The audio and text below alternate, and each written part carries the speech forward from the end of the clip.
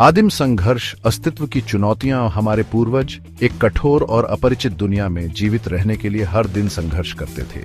भोजन की तलाश, आश्रय ढूंढना और जंगली जानवरों से खुद को बचाना उनकी दिनचर्या थी।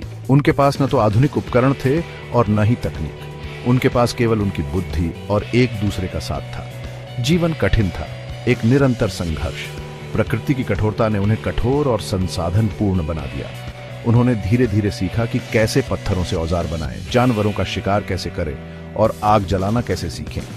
यह आग की खोज थी जिसने मानव इतिहास के पाठ्यक्रम को हमेशा के लिए बदल दिया। आग ने न केवल उन्हें ठंड से बचाया, बल्कि उन्हें रात में जंगली जानवरों से भी सुरक्षा प्रदान की। इसने उन्हें पका हुआ भोजन खाना भी सिखाया, जिससे उनका स्वास्थ्य बेहतर हुआ और उनका जीवन काल बढ़ा। इस प्रकार मानव बुद्धि ने धीरे धीरे प्रकृति की चुनौतियों का सामना करना शुरू कर दिया। आग के आविष्कार के साथ मानव जीवन में एक नया अध्याय शुरू हुआ। भोजन पकाने से पाचन में सुधार हुआ और बीमारियां कम हुई। इससे लोगों को अधिक समय मिला सोचने, नई चीजें बनाने और एक दूसरे के साथ बातचीत करने के लिए। भाषा का विकास हुआ, जिससे विचारों और ज्ञान का आदान प्रदान आसान हुआ। लोग समूहों में रहने लगे, जिससे समाज का निर्माण हुआ। श्रम का विभाजन शुरू हुआ, जिससे लोग अपनी प्रतिभा और कौशल के अनुसार अलग अलग कार्यों में विशेषज्ञता हासिल कर सके। इस नए युग में मानव बुद्धि निरंतर प्रगति कर रही थी। उन्होंने कृषि का आविष्कार किया, जिससे उन्हें एक ही स्थान पर बसने और फसल उगाने में मदद मिली। इससे स्थायी बस्तियां बनी और धीरे धीरे गांव और नगर विकसित हुए। समय के साथ मानव ज्ञान और तकनीक में और अधिक प्रगति हुई।